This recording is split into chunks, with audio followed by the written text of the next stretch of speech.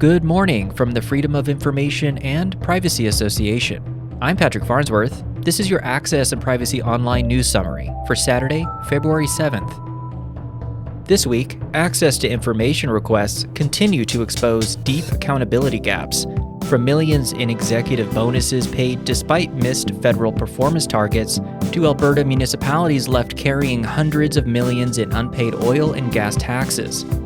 We're also looking at how transparency failures intersect with human harm, whether that's labor trafficking hidden inside Canada's temporary worker programs or privacy breakdowns affecting seniors, victims of crime, and students navigating AI in the classroom. Internationally, Europe is taking some big steps. There's a raid of a major tech platform and evidence they are walking away from US-based digital infrastructure in the name of privacy and sovereignty. And in the United States, we're tracking the growing consequences of surveillance-driven immigration enforcement, weak redaction practices, and the erosion of oversight norms. Late breaking this week, Bill C-4 Part 4 is heading toward a unique Senate committee. It is not too late to contact senators or your MP. You'll find links in the show notes, and we'll be following developments closely. Let's dive in.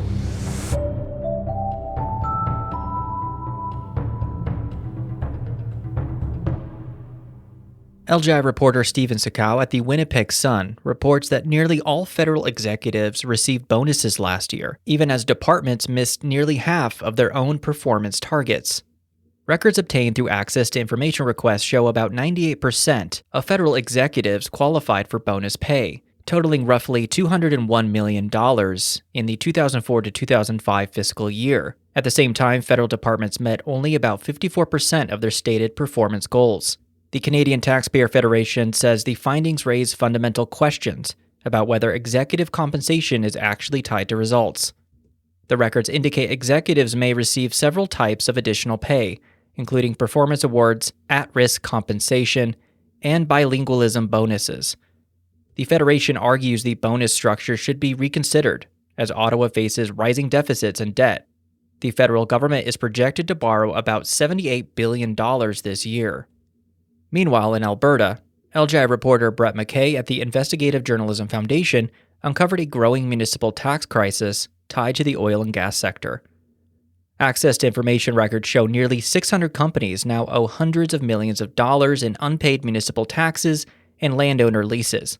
Since 2018, municipal tax arrears have ballooned from $81 million to nearly $254 million, even as regulators were supposed to restrict struggling companies from acquiring new wells. A March 2023 ministerial order from Alberta's energy minister established rules authorizing Alberta Energy Regulator to block the transfer of new well licenses to companies that owe more than $20,000 in unpaid municipal taxes, unless certain conditions are met. The investigation found dozens of companies continued receiving well licenses despite exceeding provincial arrears thresholds, raising questions about regulatory enforcement and about who ultimately bears the cost. The Ministry of Municipal Affairs monitoring process reported that the 130 companies beyond the tax arrears threshold in 2024 owed a combined $109 million. In many cases, these costs fall on taxpayers, who are left to reimburse unpaid leases through provincial programs that recover less than 1% of what's paid out. Turning to labor and migration, LGI reporter Isaac Van Ney at the Tyee, working with Jack Vacera at the Investigative Journalism Foundation, reports on the hidden scale of labor trafficking in Canada. The FinTrack report obtained through access to information legislation identified thousands of suspicious transactions linked to forced labor, far exceeding the small number of cases officially recorded each year, totaling only a few dozen. The reporting documents how migrant workers, often tied to a single employer through temporary permits, are trapped through debt, threats, wage theft, and fear of deportation. Advocates warn that federal immigration policy has created conditions that traffickers exploit, while enforcement and oversight remain weak. A Statistics Canada report indicates that more labor trafficking victims are coming forward to Canadian police. The report found an uptick in police reports about human trafficking of men and boys, who are more likely to be trafficked for their labor. Even though more cases are being reported, the Canadian Centre to End Human Trafficking indicates police rarely lay criminal charges against alleged traffickers. Turning to stories that highlight accessibility. LGI reporter Rachel Lazowski at the Valley Voice reports on transparency reforms underway in Caslow, BC. Council is revising its procedures bylaw to clarify public correspondence, speaking opportunities, and written submissions, while aligning fees for freedom of information requests with provincial regulations. The fees for applications and access to records were changed to align the bylaw with Schedule 1 of the Freedom of Information and Protection of Privacy Regulation, which outlines different fees depending on the service. The discussion highlights how even small municipalities wrestle with balancing accessibility, administrative clarity, and legal compliance, often in ways that directly shape public participation. And wrapping up the Canadian Access segment, LGI reporter Matt Weingarten at the Tilbury Times Reporter provides a powerful reminder that access to information is also about ability to use it. At A.A. Wright Public School in Wallaceburg, Ontario, a student-led Braille club is teaching peers how to read and write Braille, expanding awareness of accessibility, inclusion, and information access for people who are blind or have low vision. Launched around World Braille Day, the program goes beyond accommodation. The club reinforces a core access principle. Information is only meaningful if it is available in forms people can use. Braille remains essential for literacy, independence, and full participation, particularly as more public information shifts to digital formats that aren't always accessible by default. Not only do students learn Braille, but they also participate in hands-on activities and get to experience using Brailler machines provided through the Blind Low Vision Department of the Lambton Kent District School Board. The story is a reminder that access to information isn't just about disclosure laws or record releases. It's also about design, format, and equity, ensuring public information serves people of all abilities.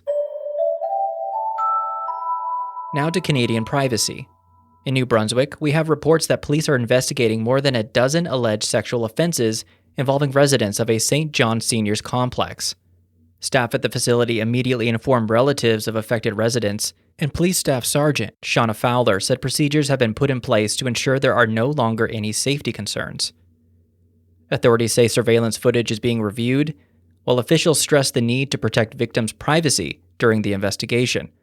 Police have identified a suspect who is not a resident or an employee, but is affiliated with the facility on the city's east side.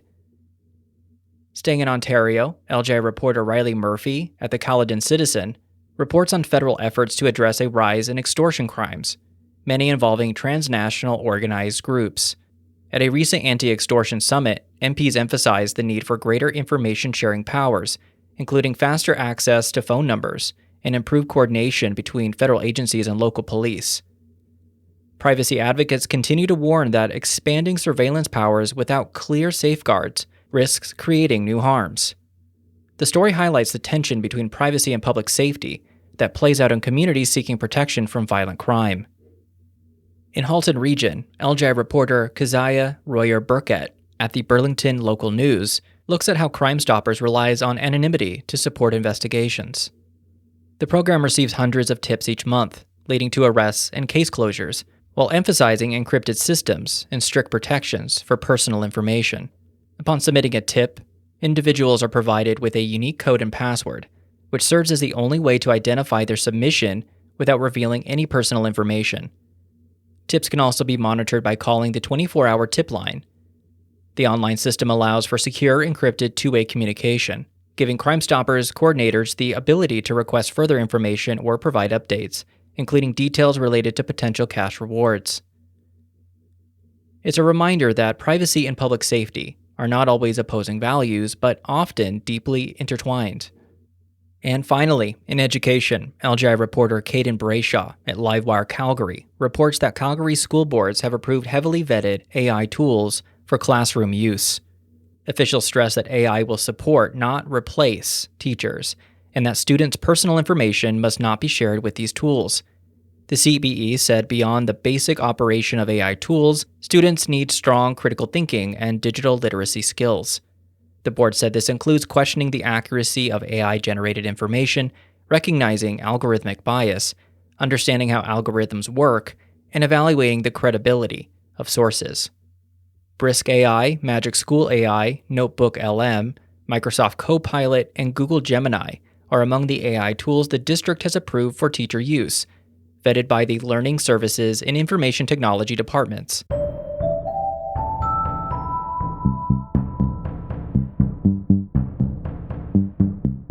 Now to international stories where European governments are taking assertive steps to reclaim control over data and technology.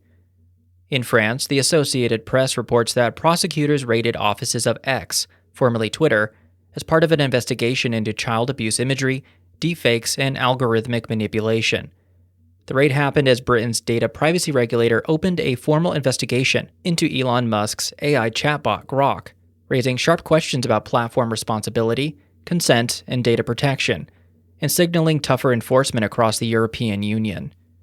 Britain's Information Commissioner's Office didn't specify what the penalty would be if the probe found the company didn't comply with data protection laws. A separate investigation into Grok launched last month by the UK media regulator, Ofcom, is ongoing. Staying in Europe, France has announced plans to drop Zoom and Microsoft Teams across its civil service, shifting instead to domestic digital infrastructure.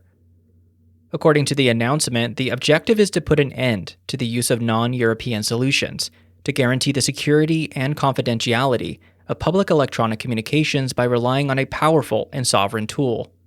The move reflects a broader push for digital sovereignty, driven by privacy concerns, geopolitical risk, and the fear that access to critical services could be weaponized. French President Emmanuel Macron has been pushing digital sovereignty for years. Other incidents have added to the movement. There's a growing sense that repeated EU efforts to rein in tech giants, such as Google with blockbuster antitrust fines and sweeping digital rulebooks, haven't done much to curb their dominance. Billionaire Elon Musk is also a factor. Officials worry about relying on his Starlink satellite internet system for communications in Ukraine. Similar transitions are underway in Germany, Austria, Denmark, and elsewhere, reshaping how governments think about technology dependence. And next to Liberia, with a story that underscores how access to records can expose environmental harm as accountability remains elusive. An Associated Press investigation using access requests revealed that the country's largest gold miner repeatedly spilt toxic chemicals, including cyanide and arsenic, into local waterways. Release reports also exposed the Liberian government's failure to hold the company to account.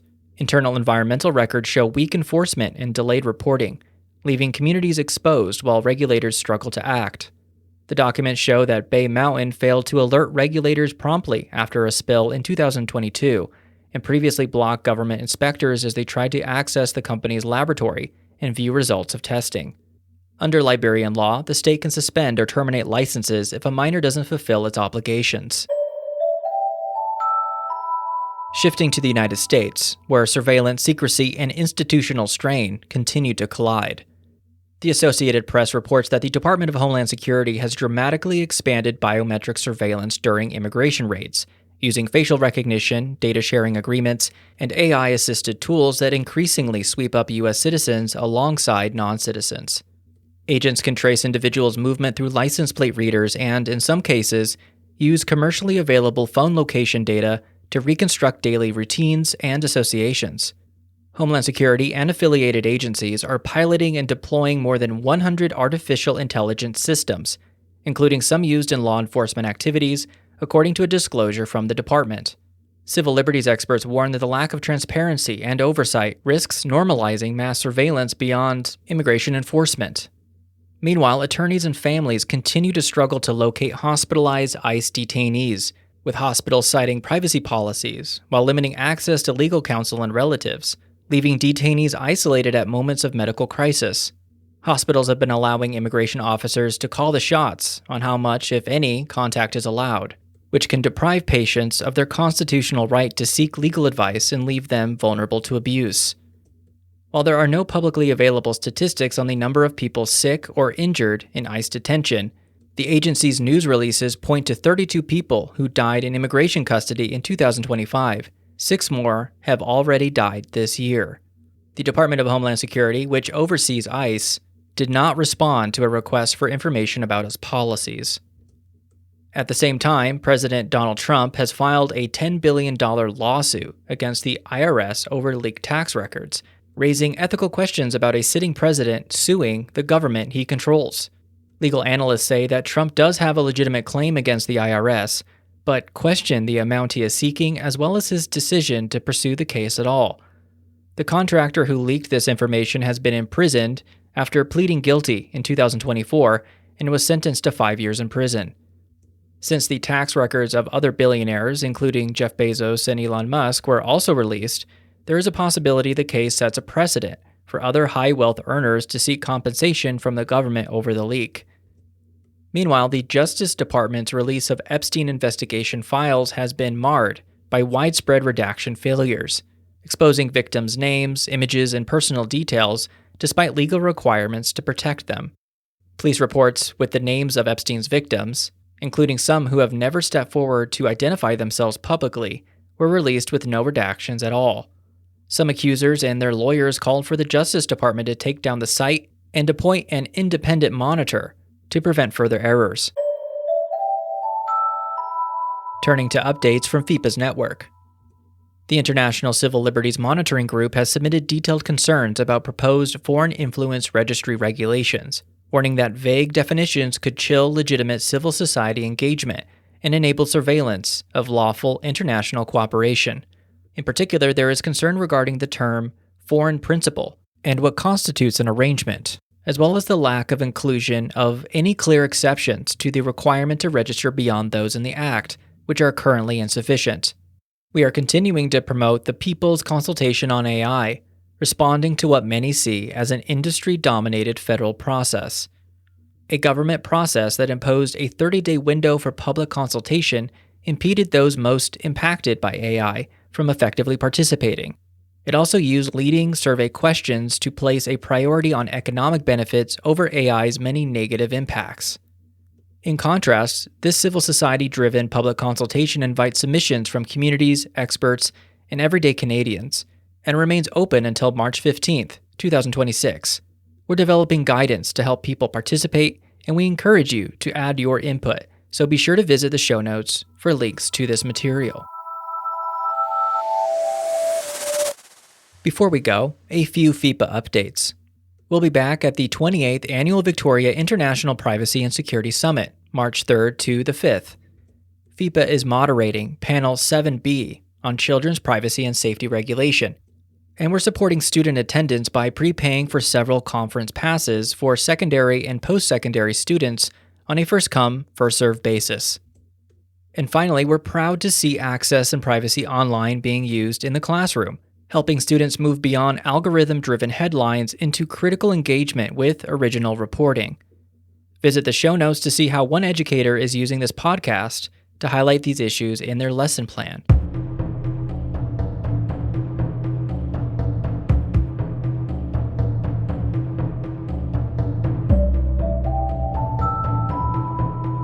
As always, we hope today's stories helped you stay informed about the forces shaping privacy, transparency, and accountability. A reminder, Bill C-4 is heading towards Senate committee, and it's not too late to make your voice heard. Check the show notes for details. To support this work, please subscribe through FIPA News Monitoring or consider making a donation. Our writer is Sean Fisk. Music is by the mysterious Breakmaster Cylinder. I'm Patrick Farnsworth. Thank you for listening. Stay safe and stay informed.